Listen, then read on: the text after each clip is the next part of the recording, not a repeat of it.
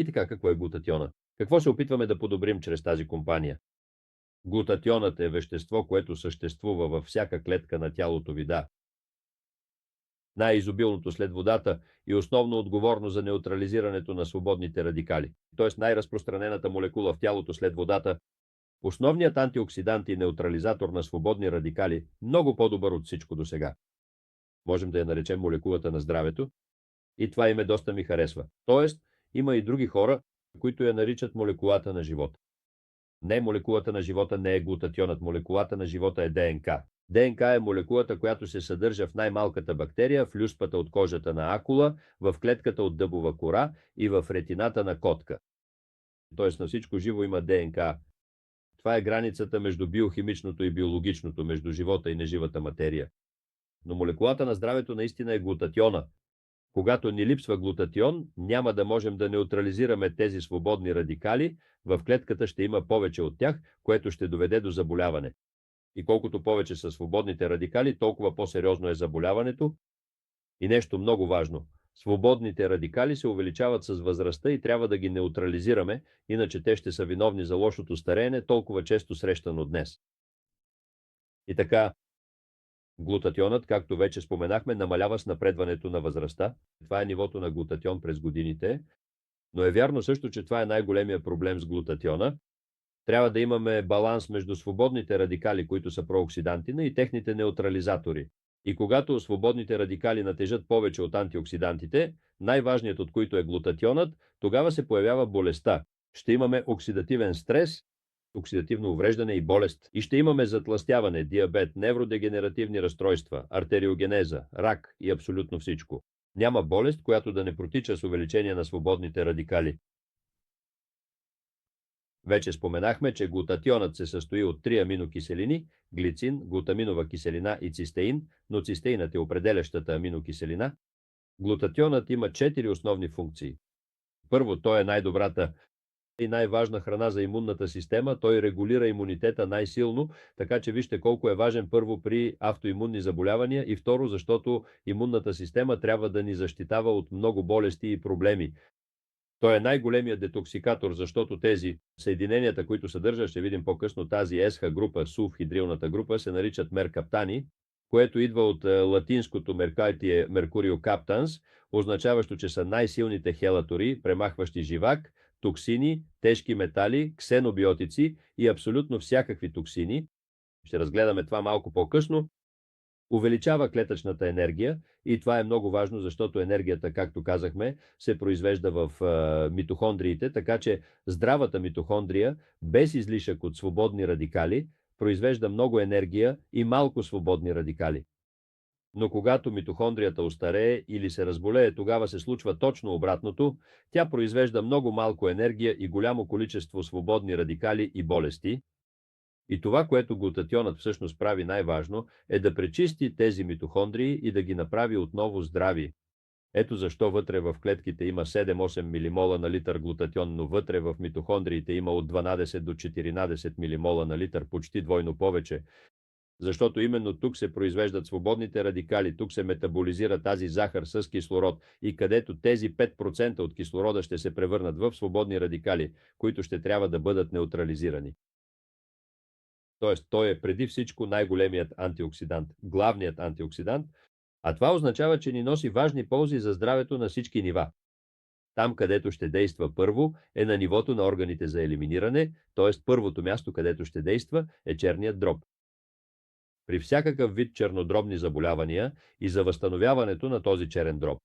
След това в червата, бъбреците, белите дробове, т.е. по целия път на елиминиране. Но да не забравяме, че мозъкът е орган, който тежи 2% от телесното тегло, но консумира 20% от кислорода, което го прави много чувствителен към тези свободни радикали. Така че психози, неврози и много заболявания, които досега имаха трудно решение, като Алцхаймер, Паркинсон, сенилна деменция, и при цялата тази умствена мъгла, която се появява при много възрастни хора, той действа наистина добре, т.е. работи много добре при всички тези невродегенеративни заболявания. И той е основно отговорен и може да ни предпази от лошо стареене, умора, болести, при всякакви видове заболявания и всякакви. Той е основният поддръжник на нашето здраве. Мисля, че това е един много интересен продукт. Има и нещо изключително интересно, нещо много интересно, а именно, че са направени тези 15 години изследвания и има огромна научна подкрепа. Над 90 научни клинични проучвания в основните изследователски центрове и 26 двойно слепи проучвания. Това се е променило, вече са много повече, сега ще видим. Подкрепено от много учени, Нобелови лауреати като Люк Монтани е над 45 години научни изследвания. Както Бунус, така и Конгшавън бяха обявени за златен стандарт в научните изследвания в Канада заради всички тези проучвания. Включен е в медицинските справочници на Съединените щати и Канада и има много сертификати за качество, но сред тях трябва да подчертаем малко сертификата Кошер. Това е еврейски сертификат, който се дава на чистите и препоръчителни за здравето храни. Много е трудно да се получи този сертификат и има много, над 75 патента в употреба, вече са много повече. Това е стара информация. В момента, ако погледнем цифрите, имаме 79 патента. Последният, който ни дадоха, сега ще го видим, е за аутизъм. Дава изключително интересни резултати и при деца с аутизъм. Над 400 публикувани статии, над 125 медицински и образователни сътрудници, 25 референтни проучвания. Той наистина притежава най-важното, което е доказано във всички тези статии. Ето това вече го знаем, че глутатионът е главният антиоксидант. И че имунокал засилва до 30% производството на вътреклетъчен глутатион, което е направо невероятно, и това подобрява имунитета, детоксикира тялото ви, повишава енергията, помага на антиоксидантната функция, т.е. всички тези неща. Но вижте, че има и неща, които са изключително интересни. Например, доказано е, сега ще видим при имунокал спорт, един от вариантите, че увеличава до 13% силата, мускулната сила и издръжливостта. Подобрявайки показателите за ефективност с 10 до 15% при професионални атлети след 3 месеца. Но да увеличиш постиженията си с 10% е голямата разлика между това да вземеш медал или не. Затова имат огромен успех в спорта и при подобряването на физическото състояние. Може да доведе до 10% увеличение на силата при възрастните хора, които често вече губят тази сила и жизненост. Последният патент, който получиха, е за деца от аутистичния спектър, където дават прекрасни резултати. Но ако проучите малко отзивите за това какво прави имунокал, той има грандиозни резултати при абсолютно всички заболявания. Тоест, ако подсилим здравето ви, ако подсилим имунната ви система, ако подобрим хомеостазата ви, вътреклетъчния баланс, се подобрява всичко, абсолютно всичко. Така че наистина вярвам, че може да има период преди и след началото на употребата на този продукт. Това е първият продукт, който излезе, синият имунокал. Това са 385 мг свързан цистеин, 9 грама млечни протеини и тези 9 грама млечни протеини са толкова интересни, защото съдържат всички основни аминокиселини. Тук не става въпрос, няма проблем с алергиите към млечни протеини, те не съществуват, после ще видим дали може да има непоносимост, но знаем, че има аминокиселини, които са ни нужни, които трябва да приемаме отвън и всички те са в майчиното мляко. Следователно, това е храна с много интересно биологично качество, но най-интересното са тези 385 мг свързан цистеин, който ще засили до 30% производството на глутатион. И всички изследвания, които бяха направени с този със синия имунокал. Това е най-добрата добавка за насърчаване на клетъчното производство, за увеличаване на производството на вътреклетъчен глутатион, неденатуриран протеин, защото ако се денатурира при пастеризацията на млякото и при всички тези неща, знаете, че се разрушава и вече не се усвоява.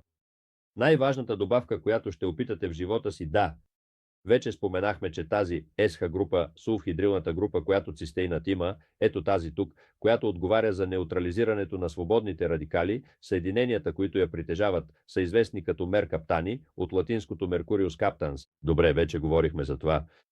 След това се появи имунокал платинум. Имунокал платинум съдържа 12,5 грама млечен протеин 530 и 5 мг свързан цистеин, почти не двойно, но почти двойно повече от другия, а освен това вече има, в крайна сметка добавиха още неща, сред които пептиди, модулиращи цитокините, които ще регулират възпалението. Това е много интересно. Смес от минерални цитрати за алкализиране на тялото, тъй като знаем, че всички болести възникват в кисела среда, а с възрастта тялото се окислява, изключително интересно. а креатинът ще служи и за поддържане на костната и мускулната маса. Тоест, той има редица други неща, предназначени главно за предотвратяване на лошото стареене и срещу болести. Той е противовъзпалителен, алкализиращ и ще защити малко мускулната и костната ни маса. Много интересно. И накрая, преди няколко години, излезе Immunocal Sport, който, освен другите 535 мг свързан цистеин, което е най-важното с голяма разлика, за мен 9-10% от ефекта на тези препарати се дължат на този свързан цистеин, който не е денатуриран и е обработен така, че да поддържа дисулфидния мост в оптимални условия, за да достигне до вътрешността на клетката и да увеличи производството на глутатион с до 30%. Този имунокал спорт ще съдържа прекурсори на азотния оксид, който, както знаете, е силен вазодилататор, особено на капилярите, което ще подобри кръвообращението и оксигенацията на клетките. Така че не е само за спортисти, несъмнено е и за възрастни хора, чието кръвообращение с времето става все по-слабо и при всякакви сърдечно-съдови проблеми, т.е. наистина мисля, че е много интересен за всички, но особено за хората над 50 години. Съдържа прекурсор на азотен оксид, екстракт от вишна, магнезиев цитрат, които, както казах, имат много важни показания, но най-важното всъщност е това количество свързан цистеин. Нека разгледаме малко. Тоест, тук имаме синия имунокал, в който има 385 мг свързан цистеин, а в Platinum и Sport има 535 мг. Но Platinum е с противовъзпалителни и алкализиращи продукти, а Sport ще подобри кръвообращението. Към всичко това добавихме, след това излязоха бустерите, които са ген, NRF2, който се активира когато възникне клетъчен оксидативен стрес и който също ще засили производството на антиоксидантни ензими. Това се активира и от веществото сулфорафан, което се съдържа и в двата, както в зеления, така и в оранжевия бустер. Зеленият бустер съдържа 50 фитонутриента, а оранжевият бустер, освен сулфорафан и гена NRF2 като антиоксидант, съдържа 3 естествени кофеина от зелен чай, гуарана и зелено кафе, което ще увеличи жизнеността и силата ви за поне 6 часа, от 15-та минута в продължение на 6 часа, което за възрастните хора е изключително интересно. Вярно е, че след това компанията, след като постигна голям успех с тези продукти, започна да пуска и други висококачествени продукти.